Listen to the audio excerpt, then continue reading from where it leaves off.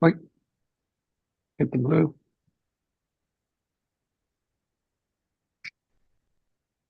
Wait.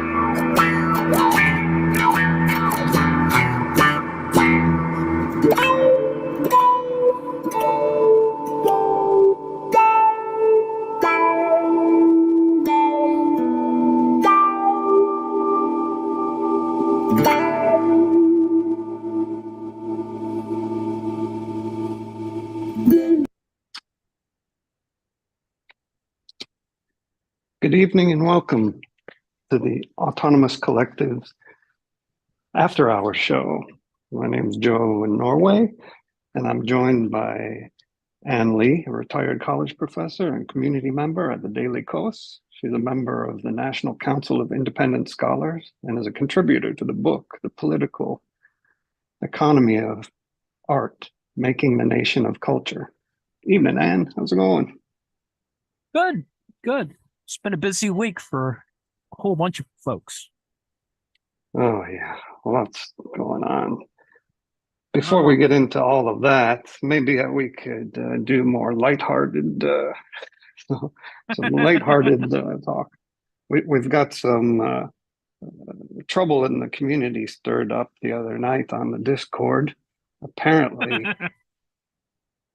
we've got a bean blasphemy going on. We have one member who's not too keen on chickpeas, and growing up eating beans. It's unfathomable to me how anybody could not love beans. When I worked in a restaurant as a kid, I think one of my first legal jobs was at a Taco Bell, actually, of all places. And everything used to be homemade there. And you could eat anything. And I always basically just gravitated to the refried beans. And everybody didn't understand, but you can eat meat. I'm like, appreciate the beans. Cheap date. Yeah, it's about protein. It's not about, whatever meat fiber. and I think I just love the texture and consistency of them as well, in all the different forms, whether dried, toasted, in flour form, in a paste, in creamy soups, whatnot. And they're so versatile as well. And that's what we're going to try to demonstrate here. We're going to do two dishes in quick succession. We have whole chickpeas that I've pre-cooked. I have pre-cooked a couple of things. We're going to make, well, I was going to do a song. I couldn't understand how people couldn't love beans. It's like in that song when the stars make you drool, just like a pasta fazool. That's the more. That's the more. You dance down the street with a cloud at your feet. You're in love. I think this was a song about beans, wasn't it? I'm pretty sure. So I'll be making pasta fazool. Yeah, well, some people have gastric upset from beans, right? Or is it something about, well, with chickpeas, isn't it something about the coating of you have to do something to the outside to the hull. Yeah, that's right. Yeah, especially fava beans are the worst ones. People actually have it's It's based on the name Favism, I guess it's called, fava bean, Favism, where you could die, go into anaphylactic shock from the fava. I'm not sure if that's just unique to fava and certain other types of beans, but one of the ways to remedy the flatulence is to, of course, soak your beans beforehand. You can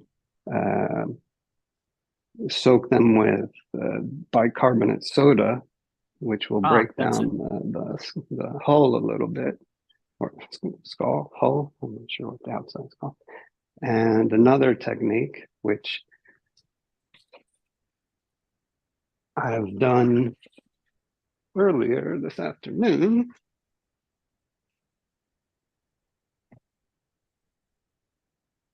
I didn't soak my beans beforehand. So if you don't have that opportunity or luxury of time, and you do have a pressure cooker or Instapot or whatever, you can throw those in hot with liquid up to maximum you can go. And I cook these are jumbo chickpeas, cook these for an hour. And they're perfectly tender. And I threw in a few cloves of garlic and a shallot for seasoning. But the other trick from the Japanese is putting in a piece of kombu. This is where you add the kombu will neutralize some of the gassiness, and it has trace amounts of MSG on it, naturally occurring MSG, which we were discussing earlier. This is the dried kombu. Yes, here, I got it here. Yeah.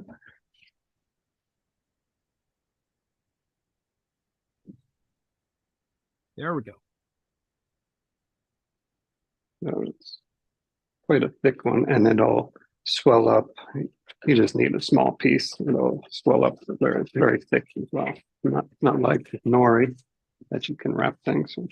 So this one is just used. We used to make dashi soup stock, but very good for the beans. So I'm going to make also pre-made a little pasta dough. So I used half white flour. Sorry, James, and half durum semolina for the flavor. Maybe one part white flour to 2 parts durum semolina. So we'll make some quick pasta with those. Saute some shallot and garlic, a little bit of tomato. I've got some rosemary here.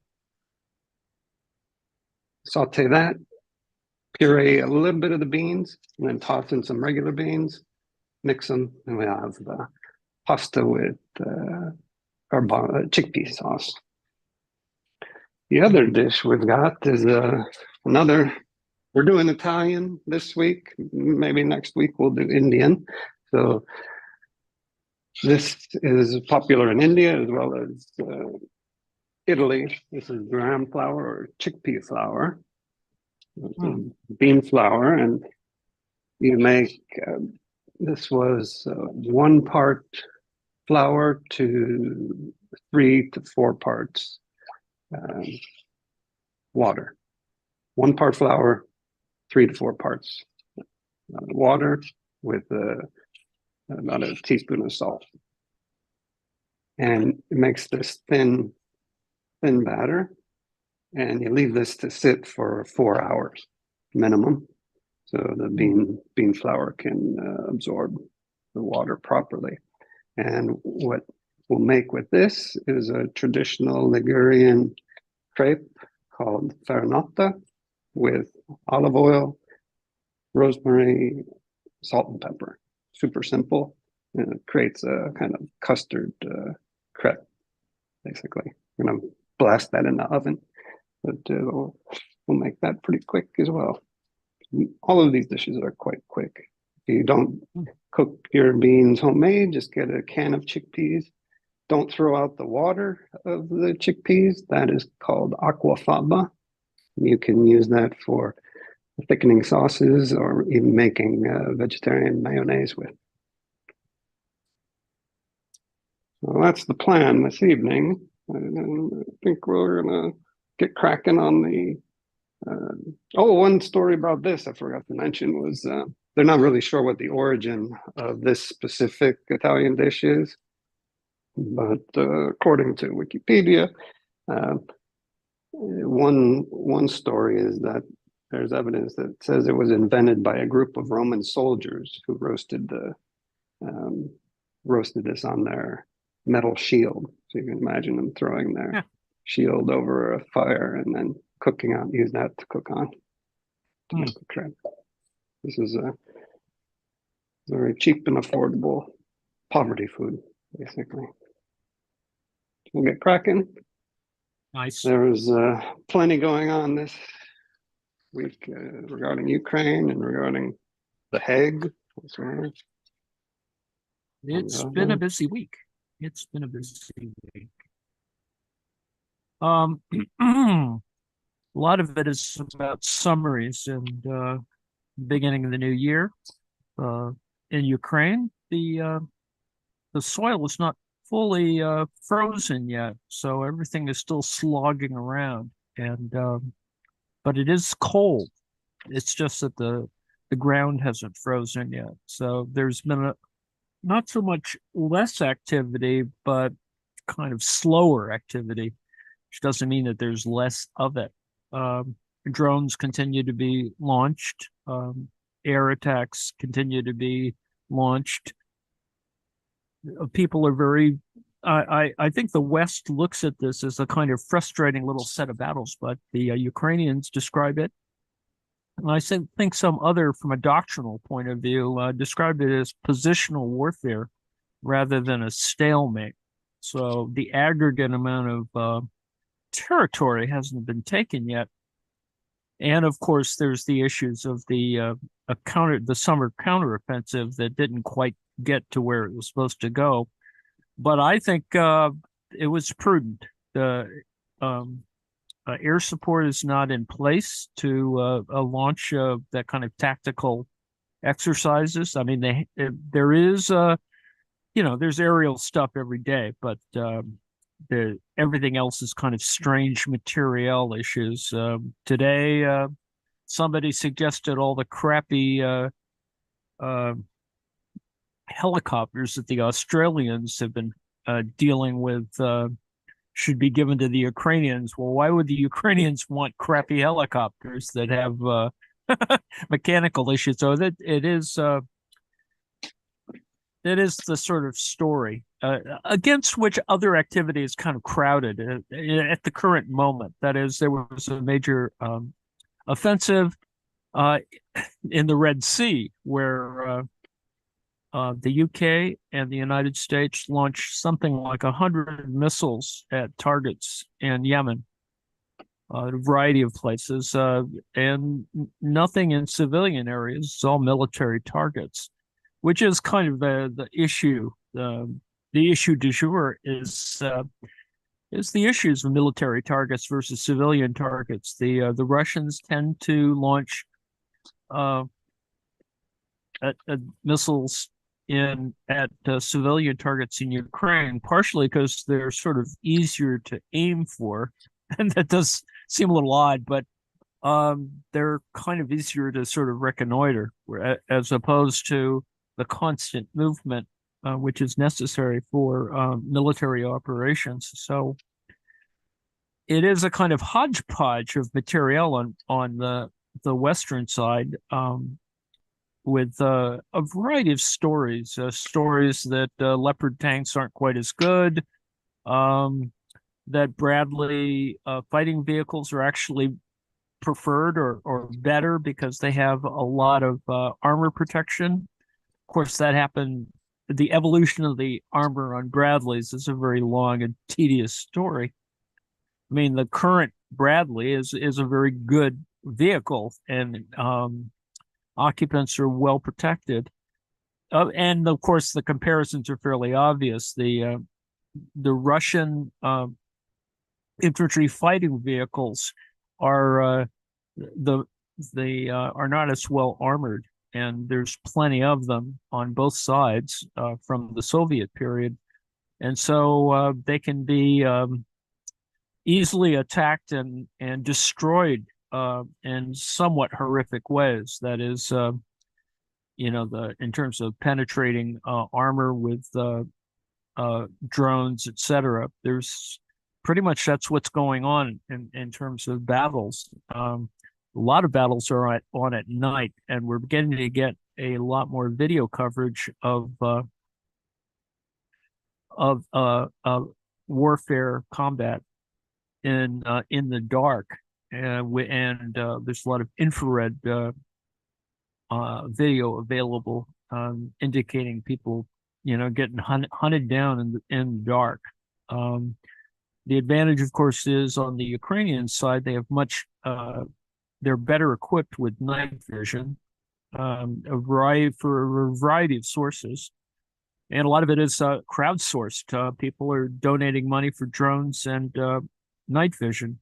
So that's kind of the way that's going along. The people are still casualties are are pretty heavy on the Russian side, particularly. The current numbers for yesterday were 830, which may not seem like a lot, but when you consider you've got a fair amount of front line or contact area, there are a lot of people who are still suffering, whatever. Other things that have happened: an air assault colonel was visiting the front for a variety of reasons in Zaporizhia or Kherson, and he somehow, and this is one of those usual combat stories or the fog of war. Some say he got killed in an artillery strike. Others say he just stepped on a mine. Needless to say, stuff happens, and a lot of it's quite strange because some of it does happen fairly far behind the lines. Needless to say, the weather is terrible, and that's kind of what is, making warfare difficult. But the persistence is occurring, and I'm going to show a little bit of just for a second of kind of the things.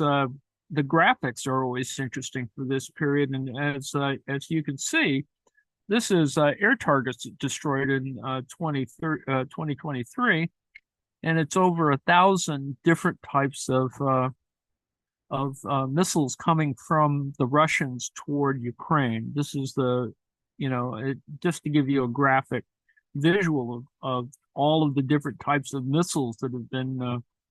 It's not one type, and there, of course, is a discussion this past week of Iranians providing a ballistic missile.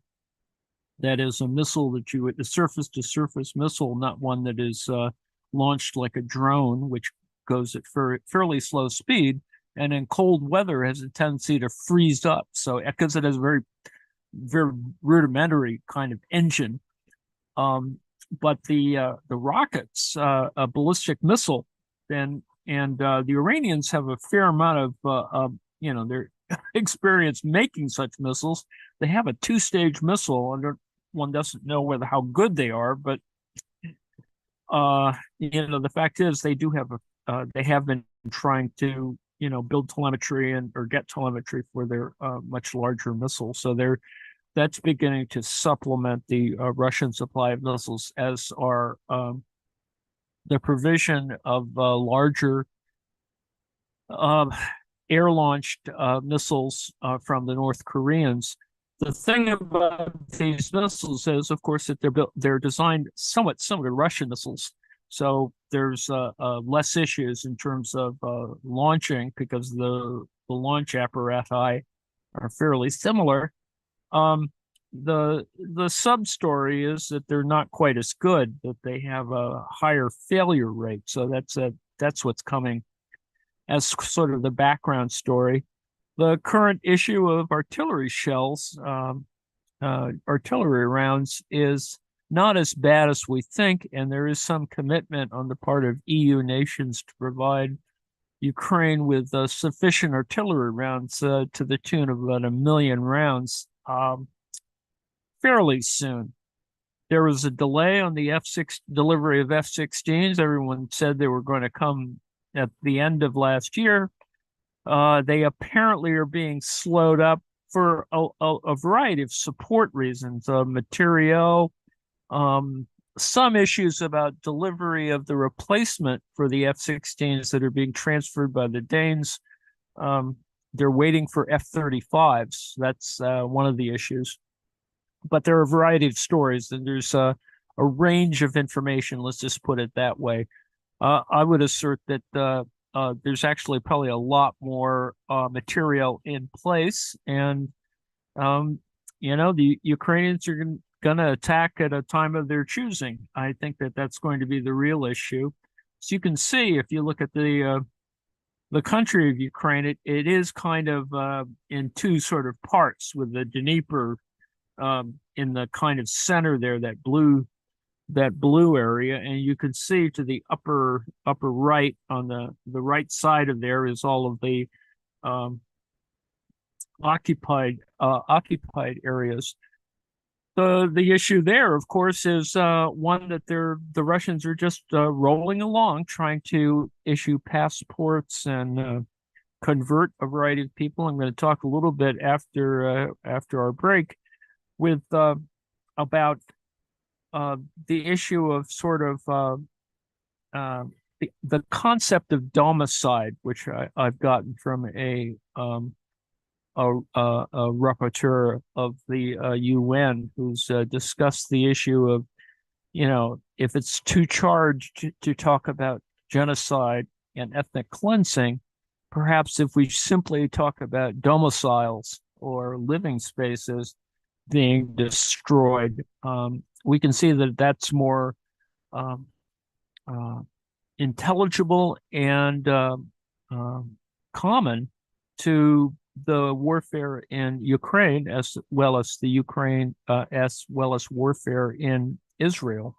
So that's kind of so I'm going to talk about that afterwards. The issue, of course, is the same in Ukraine. Attacking large apartment blocks displaces people, and we'll be talking a little bit about the millions of people who have been displaced. Wanted to show also a little bit about this is the list of from a country that doesn't have much of a navy. Ukraine has managed to sink or damage 22 Russian ships. The current Avdiivka offensive just continues. It's these are, to argue that it is positional, it's a very positional war. You grab some territory and then you retreat from it. You have an assault and then it gets beaten back, and pretty much the same territory is there. It seems like you're fighting from trenches, but it's less that, as it is assaults coming from, massive artillery barrages, people advancing and then being driven back. So it's, back and forth. And the area here has not changed much in almost a year. And as I mentioned last week, the importance of Avdiivka is that it's in a kind of valley, and it is on the doorstep of Donetsk, the Donetsk city. Donetsk is the oblast, and Donetsk city is a fairly large city, and an industrial city, and it, as I have mentioned before, it's going to take quite a bit of work to either take the city or defeat the not only the Russian occupier forces, but also the sort of resident pro-Russian folks in Donetsk and Luhansk. The description of both of these sort of breakaway republics, I suppose that's one way of talking about them, is that they are a kind of little mafia states where it is um, has a lot of repression, um, police activity. It's a fairly brutal sort of living there. And with the Russian influence or the pro-Russian influence, you have a kind of Ukrainianizing influence. Kind of the argument is, of course, that everyone speaks Russian there. I think to argue again, as I've mentioned before, my perception is that Ukraine is a much more bilingual country, and so people know how to speak both, and of course have their own personal preferences relative to who they identify with. And the vast majority in the total country still identify with Ukraine. Now, where that becomes problematic is in areas occupied by the Russians, where they're actually changing the demographics of the areas, encouraging people, incentivizing people relocating from other places in Russia, even in ethnic minority areas, to relocate to these occupied areas and to sort of displace what originally was the Ukrainian population, the same Ukrainian population that that originally voted for autonomy from Russia, going back to 1991. And even up to 2014, there was still a greater identification with Ukraine than with Russia. But it's clear that that has changed a lot. And you need to remind yourselves that Donetsk, the folks in Donetsk, are the same people who launched missiles, Russian missiles, at a civilian airliner, the Malaysian MH17, that took the lives of an incredible number of primarily Dutch and Malaysian people. So this is there's a deep history here, and incredibly problematic, and with all of the usual kinds of issues. So it's easy to say that it's the same as last week. It looks the same if you see the arrangement of different the Russian and the Ukrainian forces, but this isn't perfect, and it does tell you a little bit about how the troop concentrations are. But the fact is, there's a lot of mobility, and of course, what's backing all of this up is a large amount of aerial and artillery support. Stuff happens every day. The Ukrainians are not firing as much artillery, because we were talking before about the scarcity of shells. They're being sparing about it. The Russians, however, since this is sort of their stock and trade, and they don't have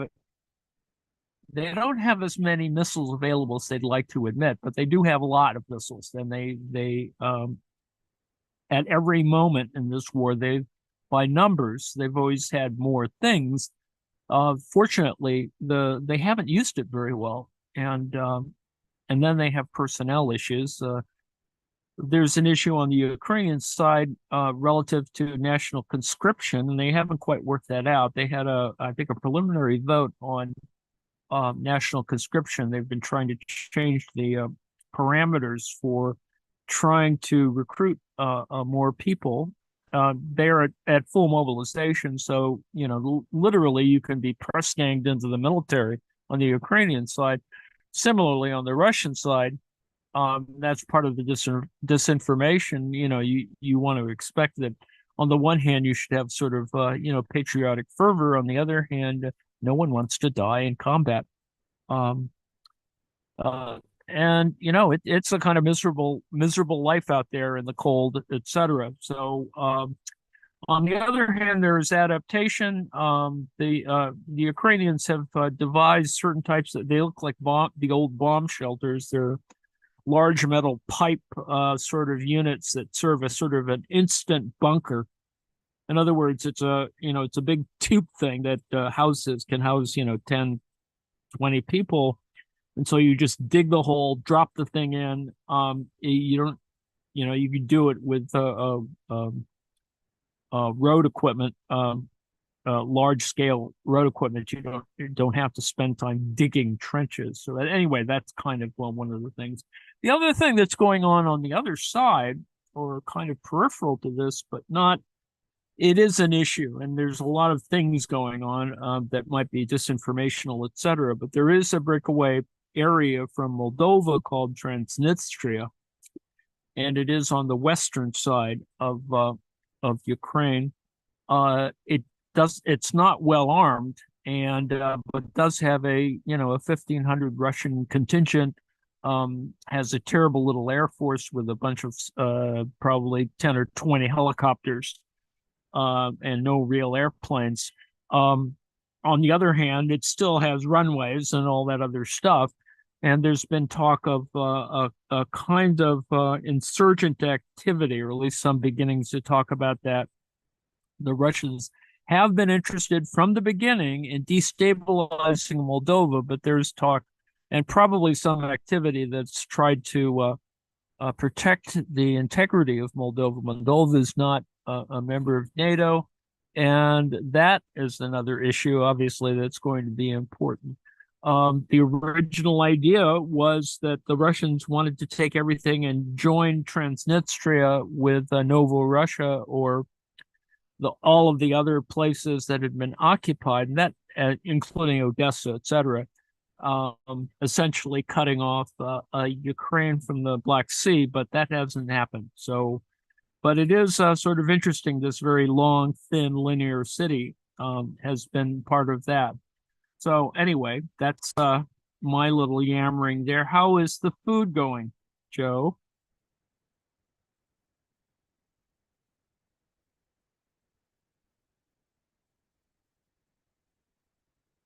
Joe? Oh, sorry, I was muted there. Muted myself. I'm doing fine here. I had a question on the Moldovan front. Yep. That was Russian aligned breakaway region? Transnistria is on the eastern side. It's a very long, thin area that broke away from Moldova. It has its own little government and has had its own little issues. It is about Russian speakers versus Moldovan, I suppose, in that context. So it's a kind of similar to the eastern Ukraine regions, right? They're not recognized by any official bodies. They don't have a spot in the UN or anything. Obviously, they're going to try to do that at some moment, but that's the general problem of the Russians, in terms of promoting these little breakaway regions that will help promote the ultimate reclaiming of things like Georgia, for example. It's just a continuing issue. And of course, it is about making war on your neighbors, which is what the Trump administration will do if they come back. There's been talk of attacking incursions into Mexico. Donald Trump has it in his head that he can, sort of send bombers in and take out, or drones, I suppose it would be drone warfare, and take out all the cartels. The fact is, they've got a lot of stuff underground too, and they don't, they're a lot more integrated into the population. And of course, does he really want a war? Considering the proportion of the American populace that is Spanish speaking and that has relations across the border. These are and of course it's been sort of touted as a bigger issue than it is, the sort of border saturation. It's much more complicated than that, of course. I mean, some of the issues are simply intercepting these sort of organized caravans, and who organizes these caravans is also another issue, because if you'll recall, during the Trump administration, there was some shenanigans, I suppose we could say, of encouraging these caravans to be organized and created so that it would create this pressure on the border. Yes, there should be asylum reform. No, there are all these other issues. And then, of course, you have a kind of insurgency from a border state politicians who just simply, put them on buses and send them up to Chicago or New York or whatever, causing all kinds of other trouble. Theater with Harsh. humans. Harsh has a question. Harsh. Professor Rant, quick question for the Ukrainian side, right? The Ukraine war thing.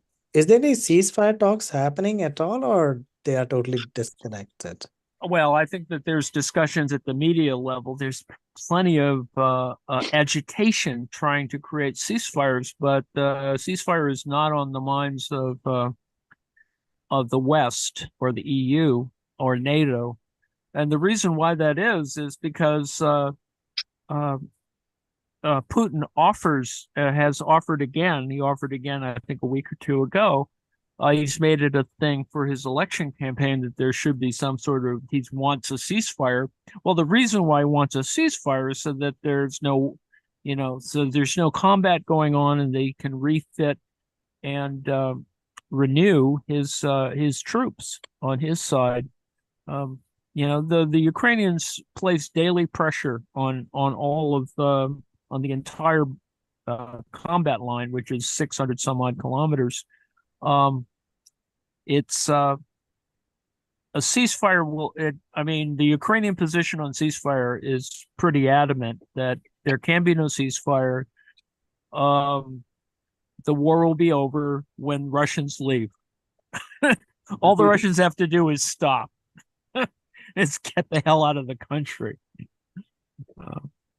Well, so that's if I why can there's butt no in, if I can butt in real quick before my shit starts burning here. So we're gonna make the chickpea crepe. We got the batter here, so this is just chickpea flour and a little bit of salt. I've started toasting black pepper and what do you call it? It's rosemary. We'll give a good dose of olive oil, extra virgin olive oil. I'll just show you the texture that it builds up real quick. You kind of see it coagulate. Mm. So you can make it as thick or as thin as you want. So I'm going to do a little thicker one.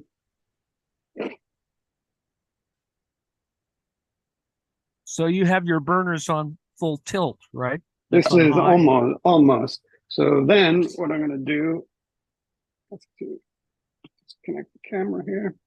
So in the oven, so you can do it on the stovetop or what, or not, but I'm going to do it in the oven to crisp up the top, just like you would.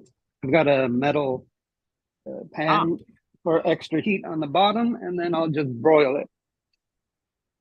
Oh, okay. Okay. So we'll do that for about 10, 15 minutes.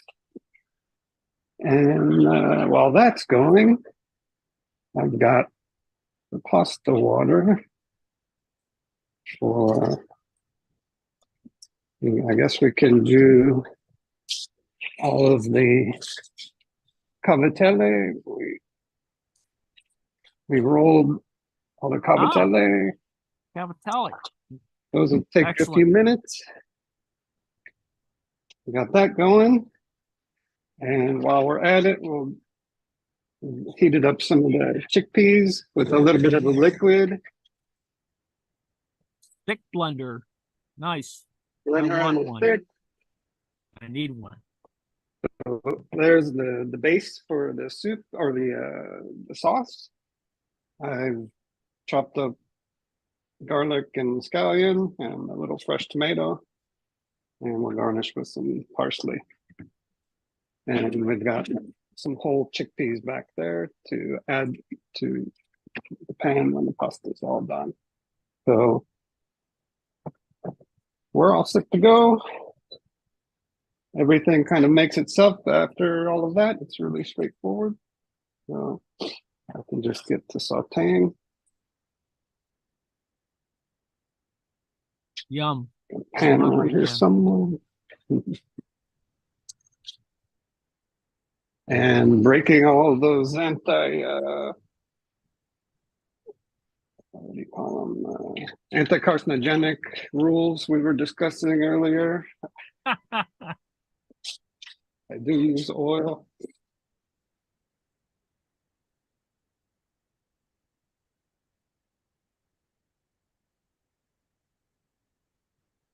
So that'll pretty much make itself.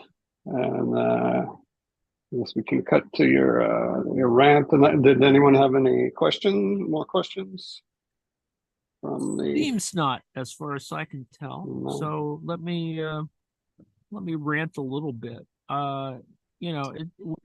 Today is going to be a little bit too much Ukraine. But I posted something in Coast today, and it got a little bit of attention. So I came across this idea by one of the UN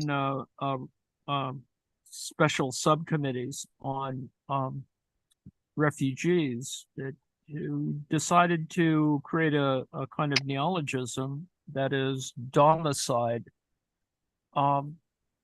So it's a little less sensitive in the sense of talking about genocide or ethnic cleansing, even though that's kind of what's going on. And note that, issues of migration and pressures on migration are happening all over the place, with a lot of subjugated populations. There's racism at work. There's all kinds of other there's corruption, needless to say, in terms of kind of trafficking behavior, all kinds of terrible stuff. But to talk about it from a policy perspective, a domicide, at least we can begin to think of the idea that in the Russian-Ukrainian case, they're just destroying infrastructure. They're destroying buildings. There's villages that have been flattened. Large apartment blocks are being attacked. So, hundreds to thousands of people are being displaced. And they've been displaced since the beginning of the war. So this one fellow proposed or asked the rhetorical question about how many more Aleppos, Sanas, and Mariupols must we endure? And these are references to Yemen, Syria, and Ukraine. Needless to say, Israel is a part of the discourse, but I wrote it today to avoid the kind of discourse problem that occurs in, at least in Daily Coast, between Israeli and Palestinian adherents, supporters, and it can get a little heated at times. So I wrote one that could address all of the issues without getting into this kind of issue, the kind of name calling that goes on. The point is, at the beginning of the Ukrainian war, 2 million civilians fled Ukraine, and this is just in the first couple of months. And as you can see in this chart, they went everywhere, although most of them went to Poland, or at least they started in Poland and then went elsewhere. This is an important issue, of course, and the sub-story is that, particularly in the Baltic states, the Ukrainians are trying to bring back some folks who have fled.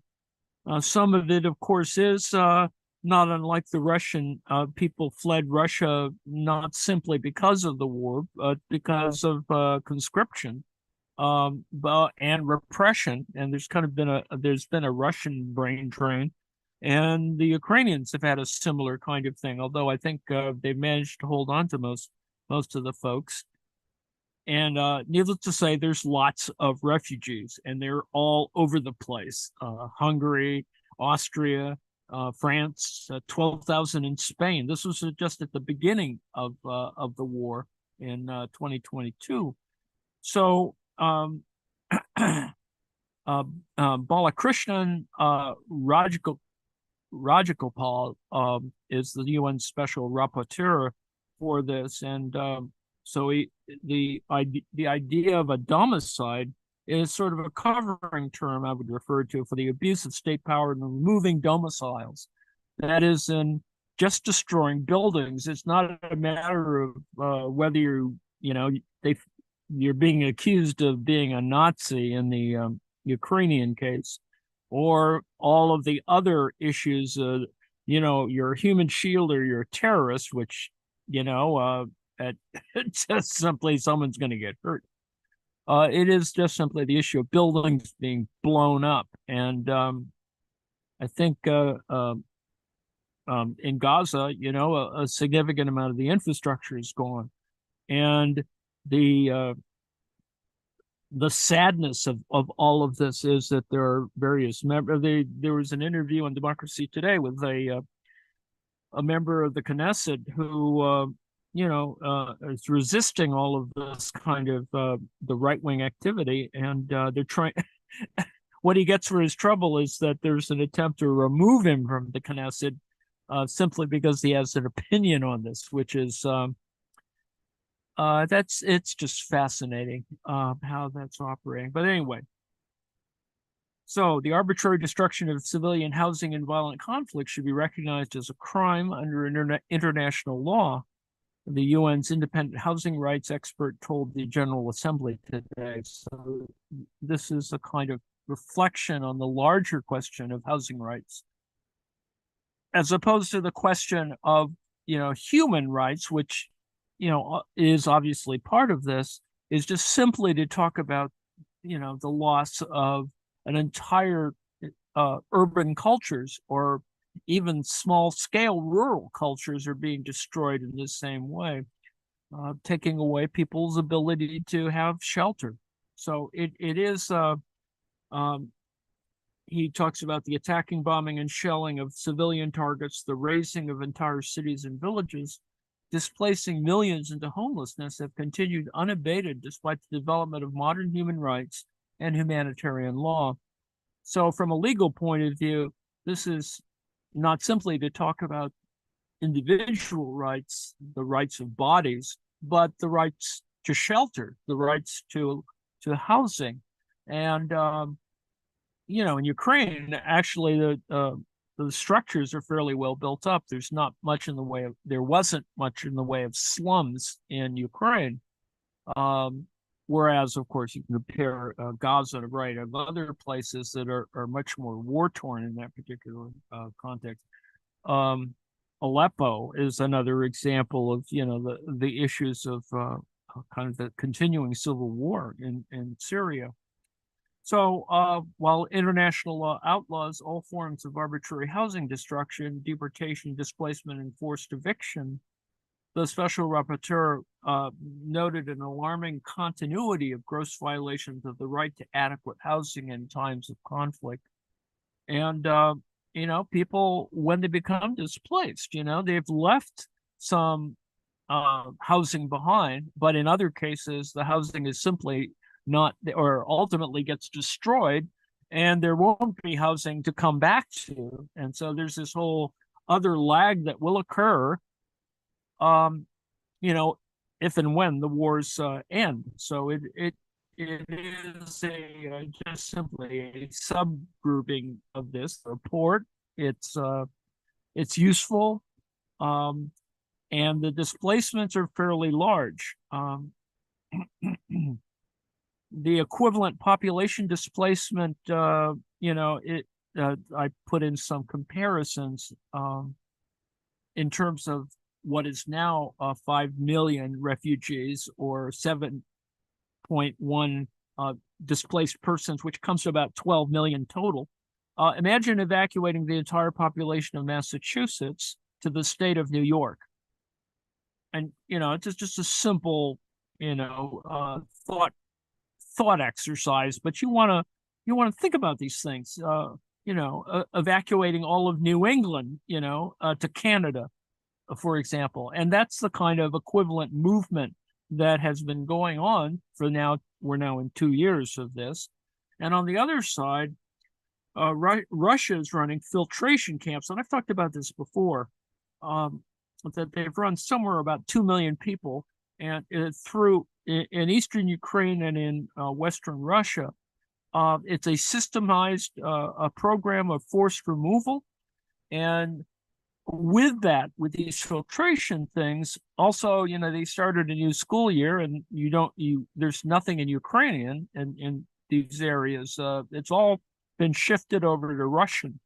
I mean, you can see how just at the very base level, you've gone through a curriculum, the conflict occurs, and now you have to start doing everything in a different language.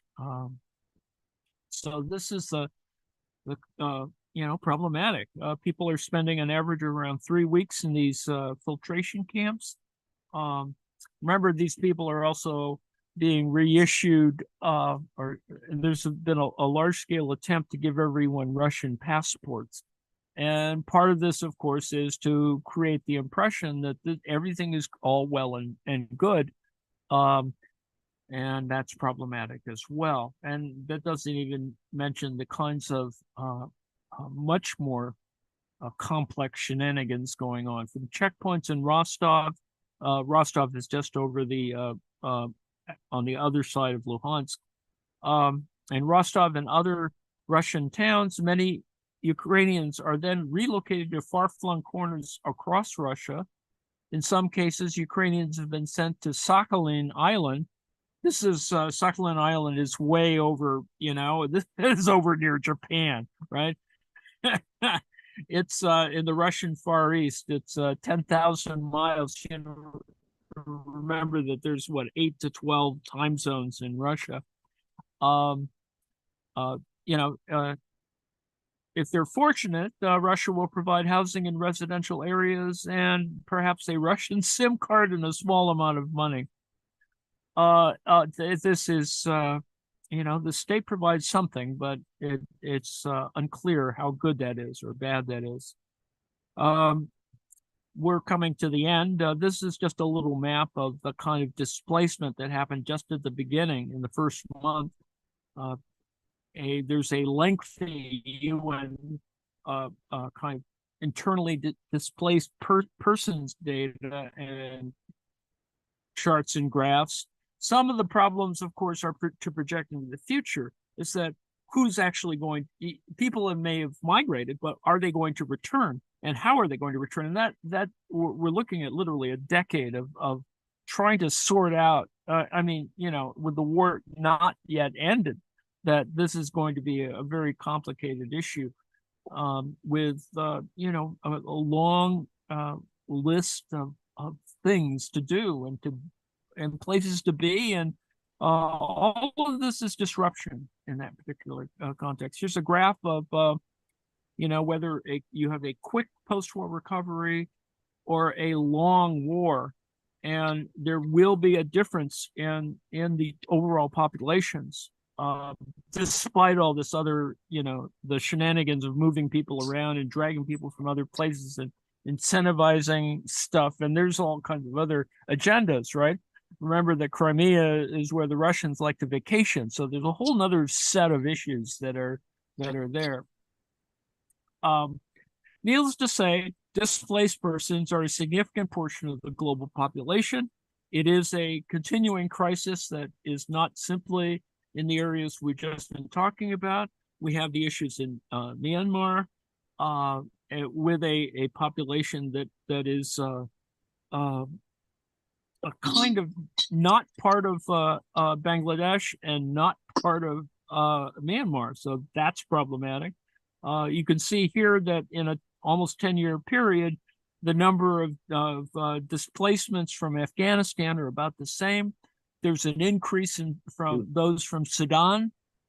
Venezuela is our big southern border problem. You can see that Palestine is always that large, and in this case, something like 5 million. And then, of course, Syria, which for all of the activity that goes on there, we don't get a lot of coverage of it. I'm just, this is, it's unfortunate, problematic, and we, in America, our mainstream media, well, we're in an election year, so there's less coverage even. So that's another long-standing issue. Anyway, that's my rant for today. To worry and care. There, excuse me, there are agencies that will support these folks, and I hope that you will be more aware of these kinds of things. So I didn't see Iraq on the list No, there. no, it isn't. I think it's in the others, and Ukraine Okay.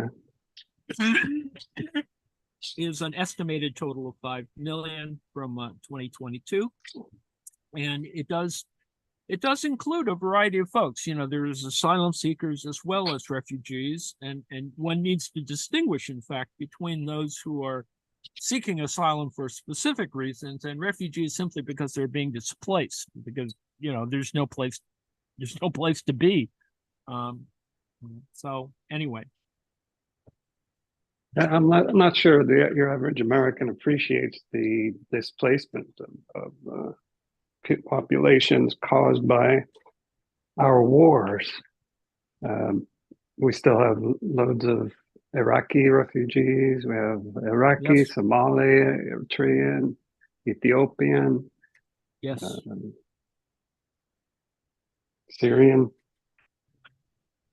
You know, in America, you know, we are a nation of migrants. Mainly, right? That there are indigenous people, but they're not the biggest part of the population. Everyone has a story, has a migrant story, and in some ways, we should not deny, you know, those who have legitimate reason to want to be here. The reality, of course, is that you know, Trump has promised to reinstate the Muslim ban once he gets into office. And if we all recall what happened with the chaos that occurred in the first month or two of the Trump regime, it created immense havoc. Number of deaths as well. Yeah. And if we get, and we're still, you know, I think we're in a kind of vulnerable position relative to the possibility of new pandemics, etc. But, you know, there's going to be shenanigans, right? I'm sure Trump 2.0 will have solved all of that by the time he gets elected. All right. Well, he just told a story that he believed, you know, he was referring to his conspiratorial belief that which was essentially rooted in the idea that the COVID vaccine was created in a lab and got loose and blah blah blah. But he just mentioned that last week, that he's still got the little narrative in his head. Of course, that distracts us from the idea that you know, mass murder occurred. Essentially, people died because of absurd and stupid activity. The new data on hydrochloroquine, you know, tens of thousands of people died because they, you know, took quack remedies rather than got, you know, treatment. But they had the freedom to do that. That's what's great about America. Quack treatments. What do you have against ducks? Speaking of treatments, I have some bean paste here to apply. We've got chickpeas 2 ways. This is granted, this is a bit of starch on starch violence. I know it's one of those things you want to keep to a minimum. Lots of carbs here, but it's so simple to make. This can of chickpeas, garlic, onion, garlic oil, tossed with some tomato paste, tossed with the pasta oil, water, and you've got a nice creamy pasta dish with protein from the chickpeas. Chickpeas add a nice creamy dimension as well. Added some rosemary in this one. And then this, peronotta, you can see it somewhat resembles frittata. the crisping, Yes. even the color, and it's also somewhat of a custardy, eggy texture. And this is with salt, rosemary, and pepper. Very nice. All vegetarian. So I hope this helps some of our disgruntled members who are having a little trouble with seeing the bright side of beans. Plenty to do, and I think maybe next week we'll do some Indian version of one of these things. Maybe samosa. If I feel like doing a lot of work, I'll make samosa. Nice. We're getting close to the end here. Let's remind people that at the bottom of the hour, in about 30 minutes, 29 minutes, is going to be Twilight Zone. So you should stick around for that.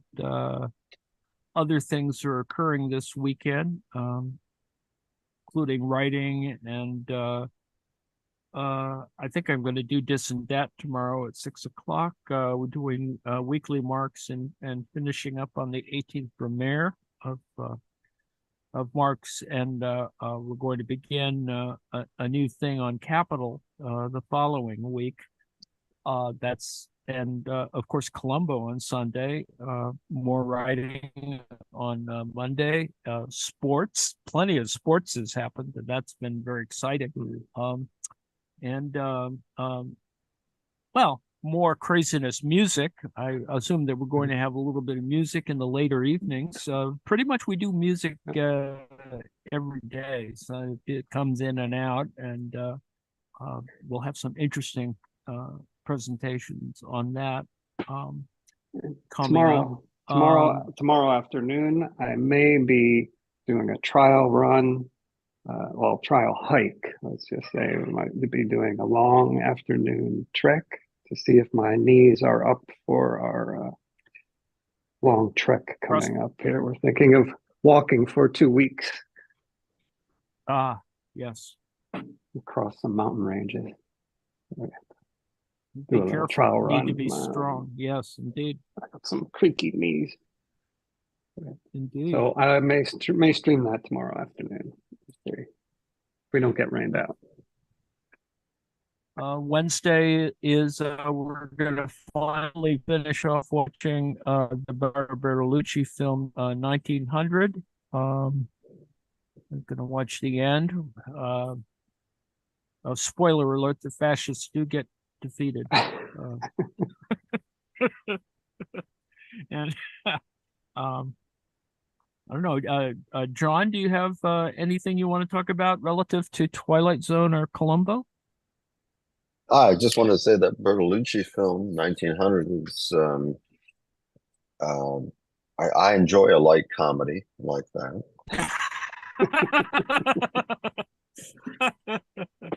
Yeah. I gotta say, and you have a preference for serious films. Well, it's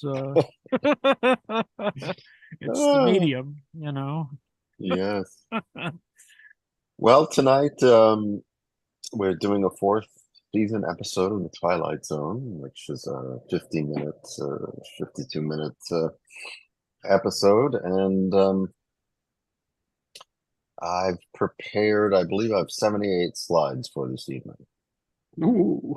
Whoa. So well, significant, but not triple digits.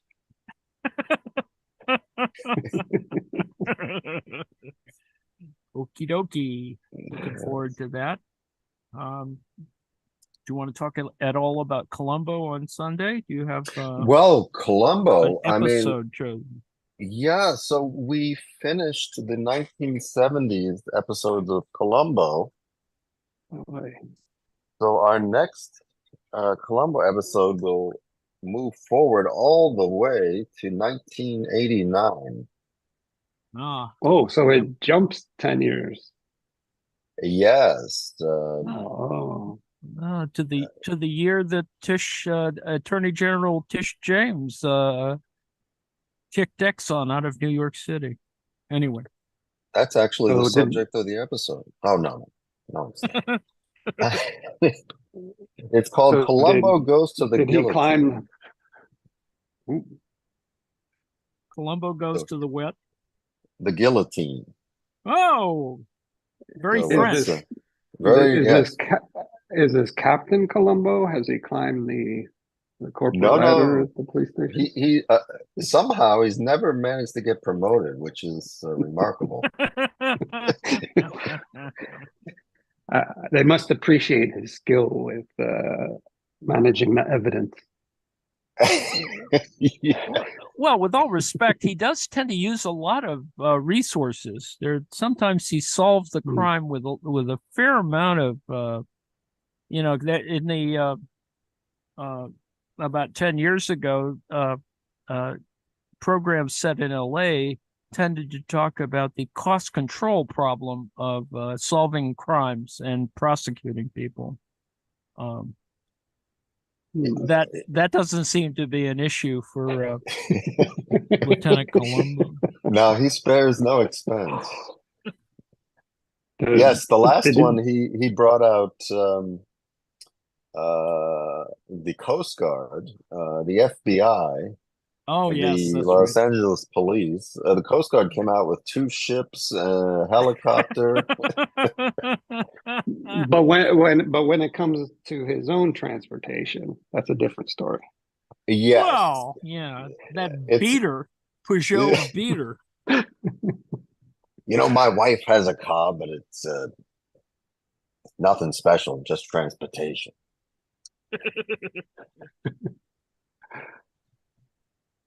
Yes, his car has seen better days. Indeed. Well, at the bottom of the hour, it's going to be Twilight Zone. Looking forward to it. Let me thank everyone and thank everyone who contributed. James, Harsh, John, and such yummy stuff.